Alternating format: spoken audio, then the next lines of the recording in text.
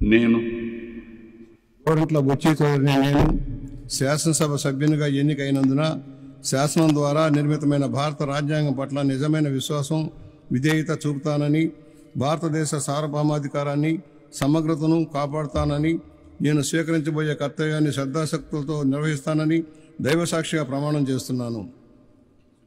నేను ఆంధ్రప్రదేశ్ శాసనసభ సభ్యుడినైన గోరంట్ల బుచ్చి చౌదరి అనే నేను సభ నియమాలకు కట్టుబడి ఉంటానని, వాటిని అనుసరిస్తానని, సభ మర్యాదలను పాటిస్తానని, సాంప్రదాయాలను గౌరవిస్తానని దైవసాక్షిగా ప్రమాణం చేస్తున్నాను.